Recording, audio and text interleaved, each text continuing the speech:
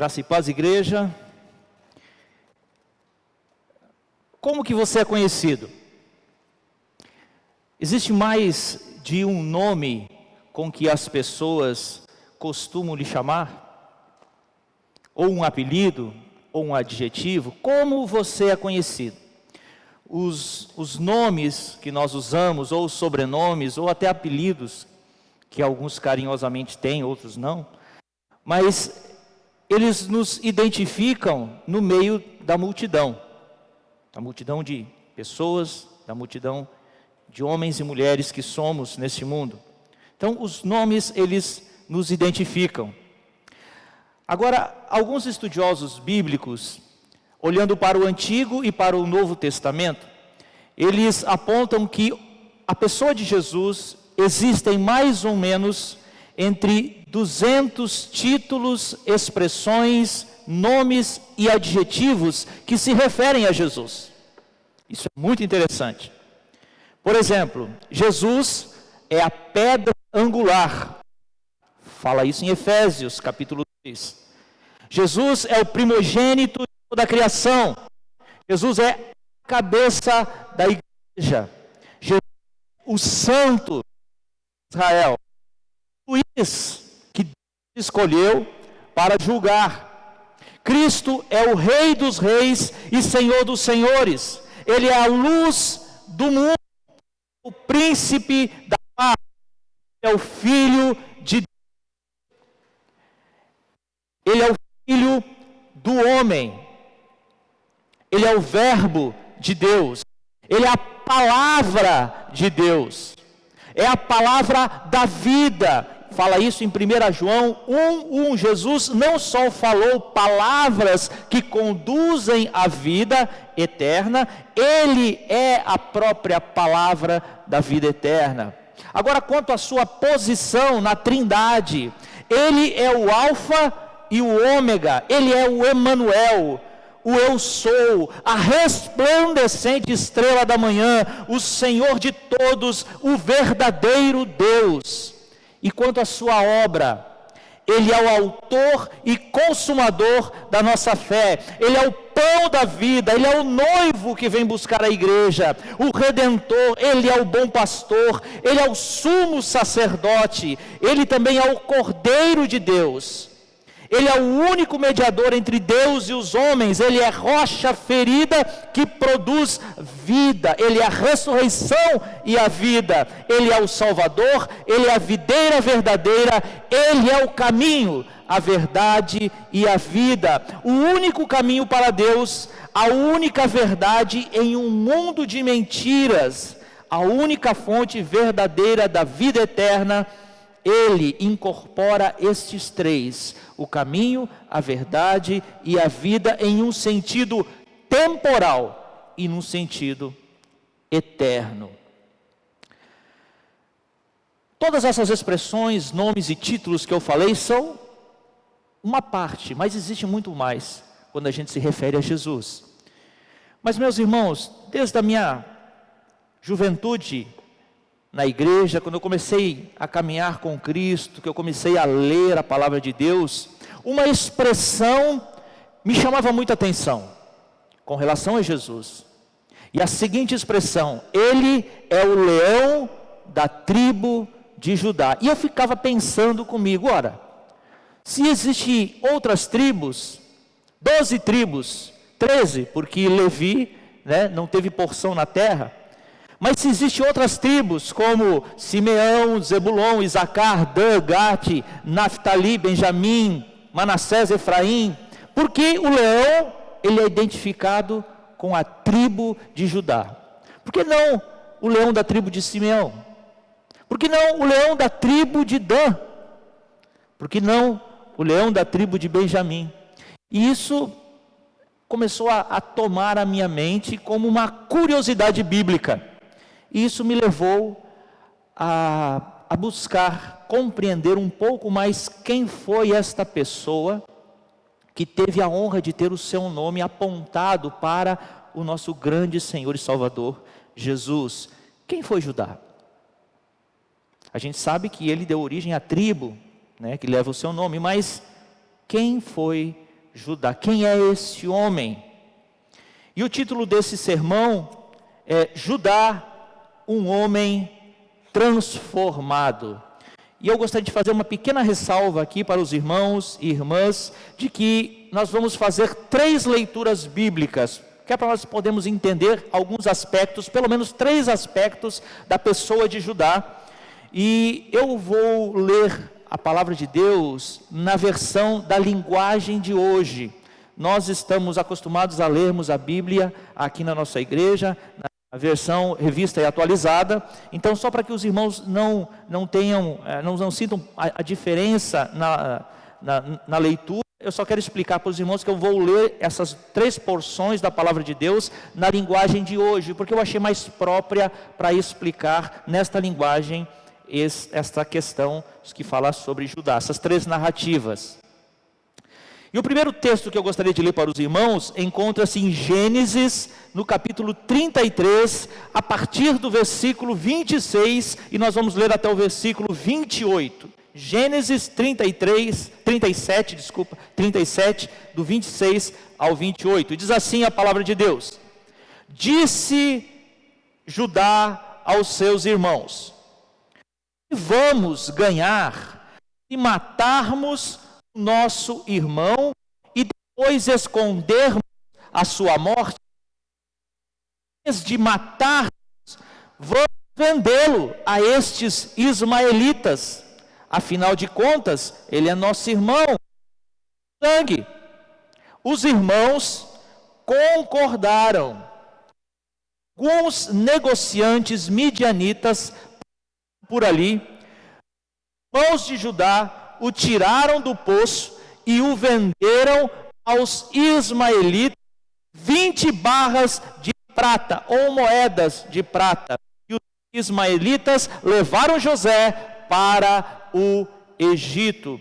Essa história em que José faz essa proposição e os seus irmãos concordam, faz parte daquela narrativa em que José é enviado por seu pai a olhar os seus irmãos que estão apacentando no campo.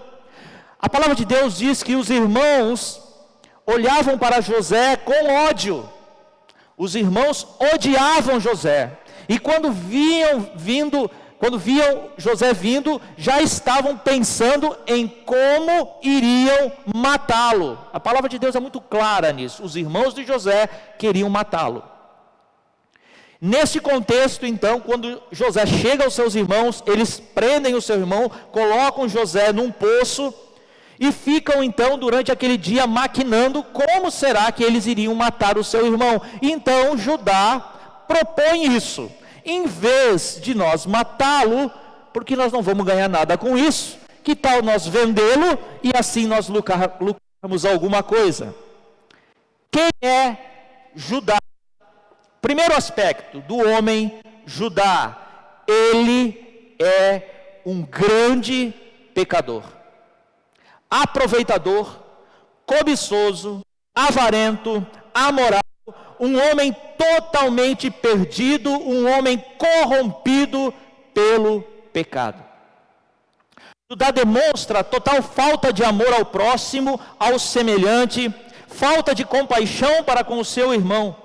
Apesar do texto bíblico reforçar que os outros queriam matar José, Judá pensou em ganhar alguma vantagem financeira nessa situação, desconsiderando o valor da vida humana para com Deus. O coração revela o negror da alma humana, seu caráter doentio, sua integridade depravada moralmente. Judá, meu irmão e minha irmã, era um homem como eu e você, totalmente, grandemente, plenamente pecador. John MacArthur declara: para Calvino, a depravação do homem é total, sem sentido de que afeta no sentido de que afeta todas as partes do nosso ser, não somente o corpo, não somente as emoções, mas igualmente A carne, o espírito, a mente, as emoções, os desejos, os motivos e as vontades, tudo junto. O pecado corrompe todo ser. Não somos tão maus quanto podemos ser, mas isso não acontece apenas, mas isso só acontece por causa que Deus restringe o pecado. Nós mesmos somos totalmente corruptos, porque de uma maneira ou de outra o pecado contamina tudo o que pensamos, que desejamos e o que fazemos. Portanto, nunca tememos a Deus da maneira que Ele deve ser temido. Nós nunca o amamos como deveríamos o amar. Nunca lhe obedecemos com um coração completamente puro. A nossa igreja presbiteriana, ela subscreve a Confissão de Fé de Westminster, e no capítulo 6 declara: os nossos primeiros pais pecaram ao comer do fruto proibido. Por esse pecado decaíram de sua retidão original e da comunhão para com Deus, e assim se tornaram mortos em pecado e inteiramente corrompidos em todas as faculdades, sendo eles o tronco da humanidade. O delito dos seus pecados foi imputado a seus filhos, e a mesma morte também em pecado, bem como a sua natureza corrompida foi transmitida a toda a posteridade. Judá, apesar de ser da descendência de Abraão, carrega em si a marca mortífera do pecado, o qual se revela em ações malévolas e vis para com o seu irmão. A primeira característica, meu irmão, do homem Judá é que ele é um homem totalmente, plenamente, grandemente pecador, igual eu, igual a você. Totalmente corrompido, totalmente depravado, e que a gente vê isso nas suas ações, conforme a palavra de Deus registra. O seu coração precisa ser transformado. Quem é este homem Judá? O segundo aspecto do homem Judá, ele é um pecador arrependido. Eu gostaria de falar com os irmãos sobre a segunda passagem que nós vamos ler, que trata desse aspecto na vida de Judá, e ela se encontra em Gênesis, no capítulo 38, a partir do versículo 24 até o 26. Nessa pequena porção da palavra de Deus, nós vamos ver a história de Judá e Tamar. E é interessante quando a gente vai lendo a palavra de Deus, pois essa história de Judá e Tamar, ela está no meio, ela está inserida entre a história de José. Então, quando os irmãos vendem José e José vai para o Egito, antes de começar aquela história que nós todos conhecemos, aonde José vai para a casa de Potifar, antes de chegar essa história bíblica, ali no meio está a história de Judá e Tamar. A passagem bíblica que eu quero ler para os irmãos, do versículo 24, diz o seguinte: passado uns 3 meses, foram dizer a Judá: a sua nora agiu como prostituta, e agora está grávida. Aí Judá disse: tragam essa mulher para fora, a fim de ser queimada. Quando a estavam tirando de sua casa, ela mandou dizer a seu sogro: quem me engravidou foi o dono destas coisas. Examine e veja de quem são o sinete com o bordão e o bastão. Judá reconheceu as coisas e disse: ela tem mais razão do que eu, pois prometi casá-la com meu filho Selá, mas não cumpri a promessa, e nunca mais teve relações com ela. Na hora de Tamar dar à luz, descobriram que ia ter gêmeos. É muito interessante quando a palavra de Deus fala sobre essa questão de filhos no livro de Gênesis, pois remete àquela passagem que Deus fala para Adão, dizendo: multiplique-se. A multiplicação da humanidade está presente no livro de Gênesis. E a multiplicação é bênção de Deus. Multiplicação é bênção de Deus. Essa história de Tamar e Judá começa quando Judá acaba de vender o seu irmão e então, logo em seguida, ele resolve deixar os seus parentes, deixar a casa dos seus pais e ir morar em um outro local. Quando ele vai morar em um outro local, lá ele conhece uma mulher e resolve casar com ela. O texto bíblico diz que ele casa e logo ele tem 3 filhos. O primeiro filho é o segundo filho, Onã, e o terceiro filho, Selá. Agora a palavra de Deus é claríssima em dizer que os filhos de Judá não prestavam. Os filhos de Judá eram maus. E o primeiro filho de Judá, quando chega na hora de casar, Judá toma Tamar por esposa do seu filho Mas a palavra de Deus diz que o filho de Judá era tão mau, ele era tão mau, que Deus o matou. A palavra de Deus é pura, santa, sincera, para dizer que Deus o matou, é porque esse cara não prestava mesmo. Mas a cultura do local, a cultura da época, nos mostra que naquela época, quando o homem morria e a esposa ficava sem descendente, era obrigação, se esse homem tivesse irmão, o irmão casasse então com essa cunhada e gerasse nela descendência. Só que a descendência daria nome àquele irmão falecido, justamente para que aquele irmão deixasse descendência na terra. E olha o que acontece. Judá chama seu segundo filho, Onã, e diz para ele: meu filho, você vai ter que casar com Tamar, que é para cumprir com a obrigação de cunhado.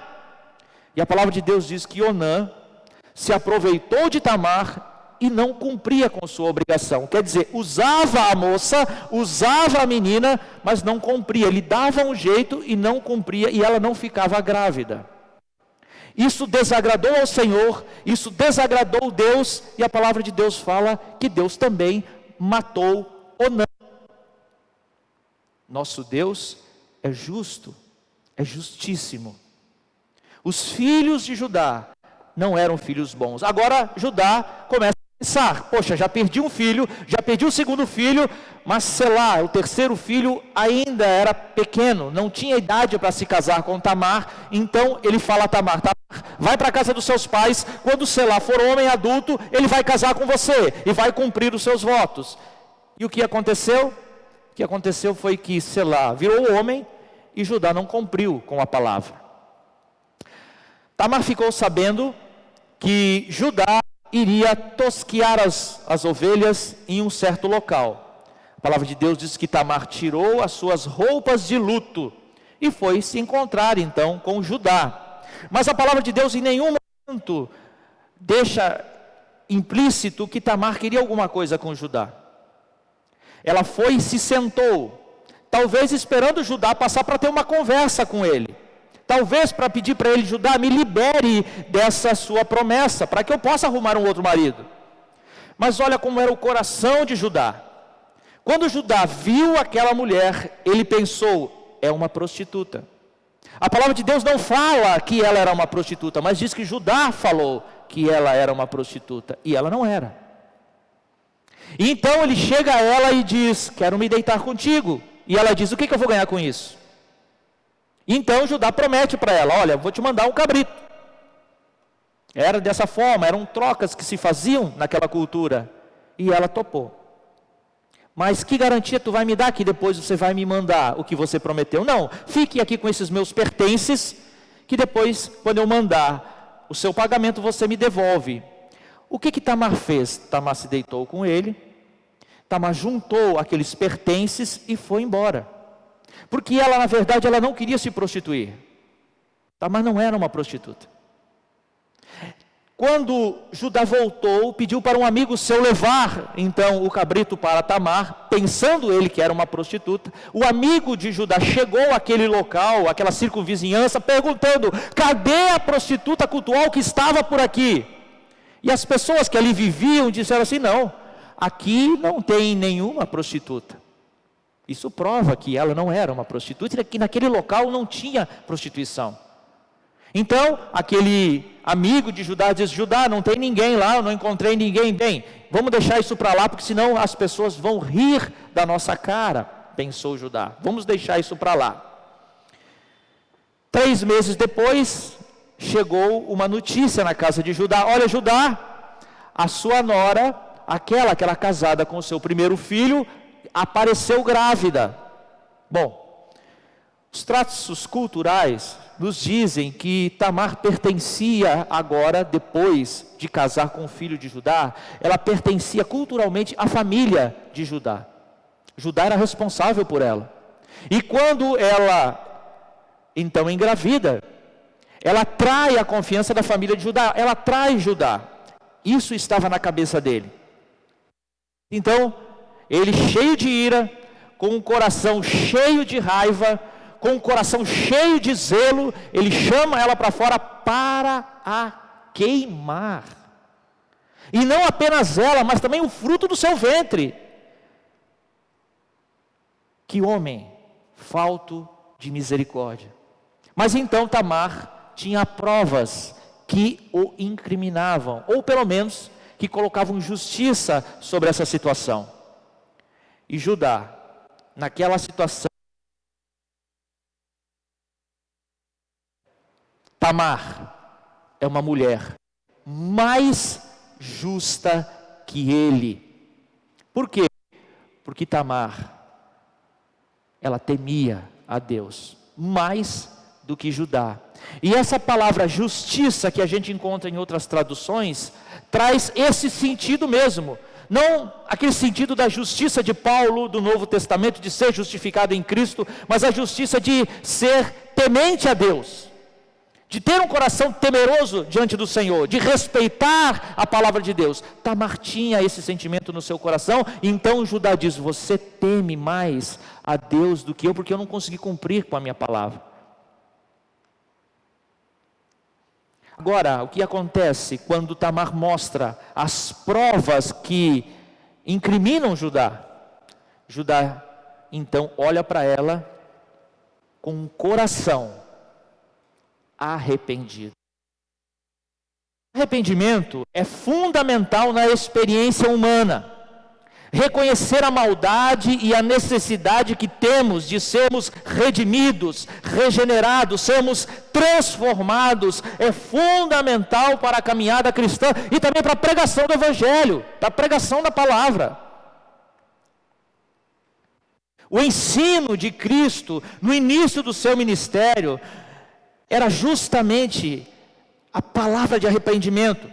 Em Marcos, também lido pelo presbítero, Marcos 1, 14 e 15 diz: depois que João foi preso, Jesus foi para Galiléia pregando o Evangelho de Deus e dizendo: completou-se o tempo e o reino de Deus está próximo, arrependei-vos e crede no Evangelho. Para crer no Evangelho, tem que haver arrependimento.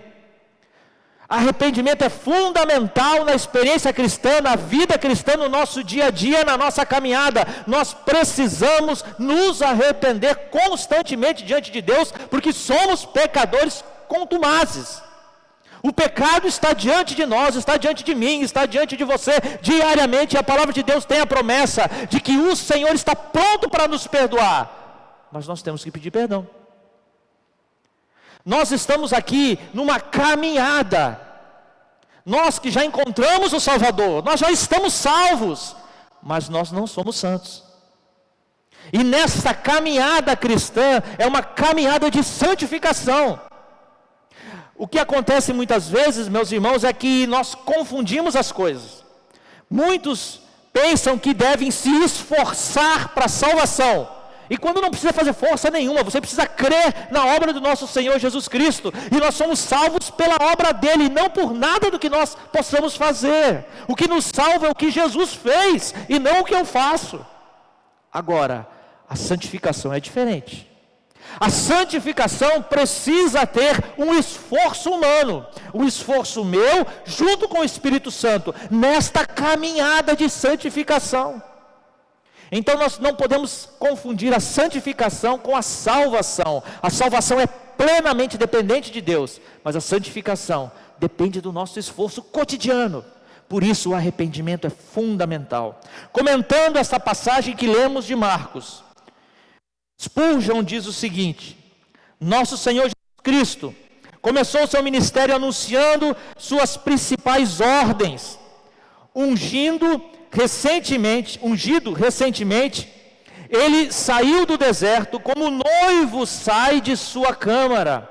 As suas notas de amor são arrependimento e fé. Ele surge completamente preparado para exercer seu ofício, depois de permanecer no deserto e ser tentado de todas as maneiras, de todas as formas, e não pecar. Escutai, ó céus, e dá ouvidos, ó terra, o que o Messias fala na grandeza do seu poder. Ele clama aos filhos dos homens: arrependei-vos e crede no Evangelho. Diante de nós temos o resumo e a essência de todo o ensino de Cristo. Que Deus nos ajude a obedecer a estas palavras em nosso coração: arrependimento e fé. Mas, meu irmão, o Evangelho, ele transforma. E o Evangelho é uma pessoa, o Evangelho é Jesus Cristo. Ele tem o poder de transformar o mais rochoso e morto coração em um coração vivo. Mas precisamos de arrependimento para que esse Evangelho surja efeito nas nossas vidas e na vida de todos aqueles com que nós pregamos este Evangelho. Cristo transforma o amargor em doçura, rancor em riso e esperança. Jesus transforma a dor em deleite, em elevo, regalo e regozijo. Angústia, Ele transforma em equilíbrio, placidez, serenidade. Jesus transforma a inveja em contentamento, abnegação, altruísmo, desinteresse, despretensão. Egoísmo avarento, Ele transforma em autácia, astureza, desafetação. Ele transforma o malvado em homem complacente, caridoso, cheio de compaixão. Transforma a hipocrisia em lealdade, em nobreza, em dignidade.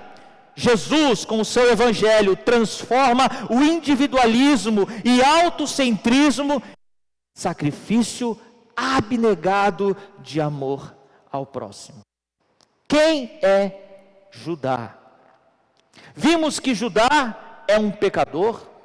Vimos que Judá é um pecador que se arrepende.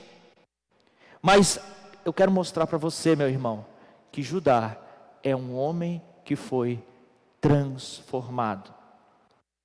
O terceiro aspecto de Judá é essa transformação, um homem transformado e que demonstra isso de forma prática. Por isso, a terceira e última porção que eu quero ler do livro de Gênesis, onde mostra essa vida de Judá, está em Gênesis 44, do versículo 30 ao versículo 34, aonde diz o seguinte: agora, Senhor, continuou Judá, se eu voltar para casa sem o rapaz, que o meu pai perceber isso, vai morrer. E aqui eu gostaria de dar um ponto para trazer um traçado histórico. Nós já estamos no ápice da história de José e da família de Jacó. Agora José, ele já é o governador do Egito. O Egito já passou pela bonança, está passando agora pela fome. E a família de Jacó ouve falar que no Egito tem comida, e Jacó manda seus filhos para o Egito para buscar comida, porque eles estão passando fome em Canaã. Então vai para o Egito agora a família de Jacó, os seus filhos, para comprar mantimento. Quando chegam lá, José reconhece os seus irmãos, aqueles que o venderam. E agora é muito interessante, quando você lê a história bíblica, você vai ver que José, ele monta um teatro, de uma forma que ele faz um teste com seus irmãos. Talvez José pense: será que os meus irmãos mudaram como eu mudei? Será que os meus irmãos tiveram da parte de Deus a possibilidade de mudança do seu caráter? Aqueles que foram capazes de me vender como escravo, um próprio irmão de sangue, será que eles continuam sendo maus, sendo vis? Será que eles continuam dessa forma? José monta um teatro para testar os seus irmãos, e nesse teatro ele descobre que um dos seus irmãos, justamente aquele irmão de sangue dele, filho do mesmo pai e da mesma mãe, Benjamim, não está no meio deles.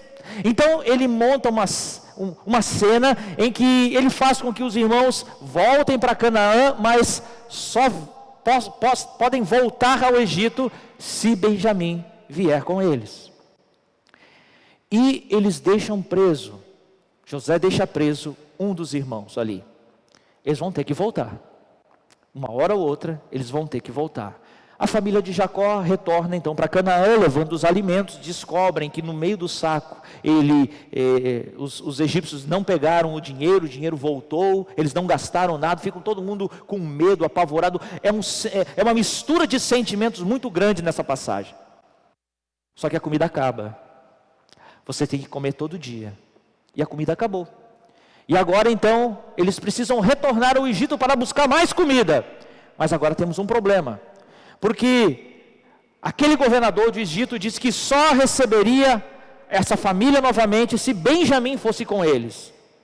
Só que Benjamim era o filho do coração de Jacó, e Jacó dizia: eu não vou deixar Benjamim partir, eu não vou deixar Benjamim sair daqui, porque eu já perdi um filho. Na cabeça de Jacó, o seu filho José já estava morto. Então ele pensa: eu não vou deixar Benjamim ir, porque ele também pode morrer nessa viagem, e aí eu vou morrer muito triste.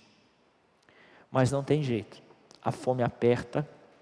Judá toma a palavra e diz para o seu pai: pai, eu vou cuidar desse menino, confia em mim. Se alguma coisa acontecer com ele, eu vou ser culpado disso para o resto da minha vida. Eu vou trazer ele de volta. Confia em mim, meu pai. Palavra de Judá para Jacó. E Jacó deixa então com que levem Benjamim, porque ele não tem outra saída, não tem mais comida. Eles precisam voltar e pegar comida.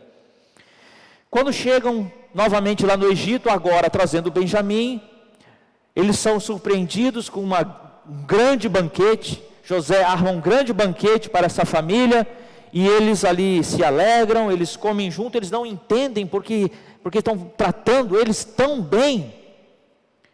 Mas José tem um plano, é o último teste. Depois de comer, eles estão abastecidos com a comida, com aquilo que vieram buscar. Eles vão sair do Egito, mas José fala para a sua guarda pessoal, dizer: olha, escondam esse instrumento meu que é pessoal, que todo mundo sabe que é meu, escondam isso na bolsa de Benjamim, porque eu vou ficar com Benjamim aqui. E assim fizeram, esconderam aquele objeto na bolsa de Benjamim. E quando eles já estavam a uma certa distância do Egito, lá chega uma diligência do Egito, para então fazer uma averiguação. Sumiu com um objeto muito importante do governador, e foi vocês que almoçaram, que jantaram, que estiveram com ele lá na casa dele, só pode que vocês roubaram.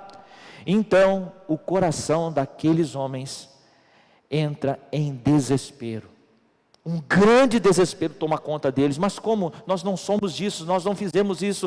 Podem olhar as bolsas, não pode que isso aconteceu. Não, todo mundo vai voltar e vai lá conversar com José. Vocês vão ter que esclarecer essa situação. Todo mundo volta, e quando eles voltam, começam a abrir as bolsas. A surpresa deles é que quando abrem a bolsa de Benjamim, lá estava o objeto roubado ou escondido por José. E aí José diz o seguinte: olha, o justo não é que vocês fiquem aqui como escravos, isso não é justiça, mas que aquele que roubou fique aqui como meu escravo, porque ele é que roubou, e vocês podem ir embora, pode tocar a vida de vocês, mas Benjamim fica aqui. É nesse contexto que Judá toma a palavra novamente e vai falar.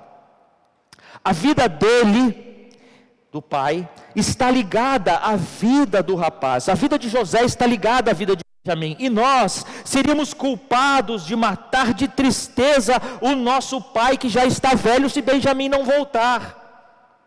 E tem mais. Eu garanti ao meu pai que seria responsável pelo rapaz. Eu disse assim: se eu não lhe trouxer o rapaz de volta, serei culpado diante do Senhor pelo resto da minha vida. Por isso agora eu peço ao Senhor. Olha o pedido dele.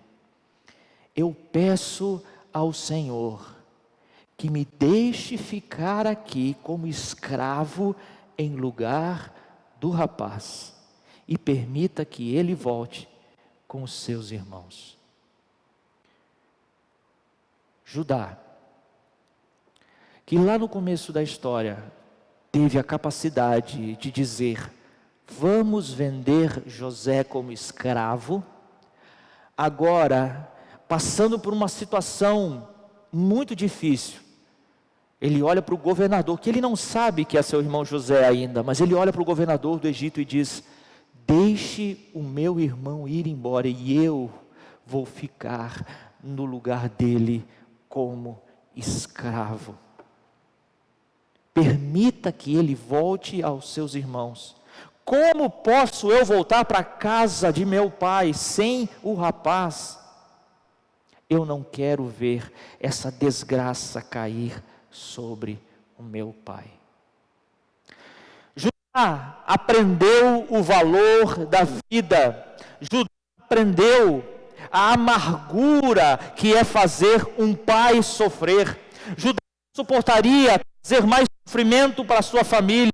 Judá compreendeu o significado de amar o próximo como a si mesmo. Judá aprendeu o valor do alto sacrifício por amor. O amor é tangível, palpável, concreto. Desta forma, Deus também agiu em amor para conosco. Deus para conosco da mesma forma, um amor concreto, porque Deus amou ao mundo de tal forma que Ele mesmo se entregou, subiu em uma cruz, verteu o seu sangue sacrificial. Tinha outra forma de religar o pecador a Deus. Depois que toda essa cena aconteceu, depois que José vê o seu irmão Judá, que o vendeu para o Egito como escravo, mas querendo tomar o lugar de Benjamim para ficar como escravo, José não aguentou. E a palavra de Deus diz que José não aguentou. Será que esses meus irmãos mudaram mesmo? José não conseguiu mais controlar a sua emoção diante dos seus empregados, de modo que gritou: saiam todos! Por isso, nenhum dos empregados estava ali quando José se revelou aos seus irmãos e falou quem ele era. Ele começou a chorar tão alto, que os egípcios ouviram. A notícia chegou até o palácio do faraó. E José disse aos seus irmãos: eu sou José, o meu pai ainda está vivo. Imagine a surpresa desses irmãos, quando conseguiram escutar a voz de José falando em hebraico conhecido por eles.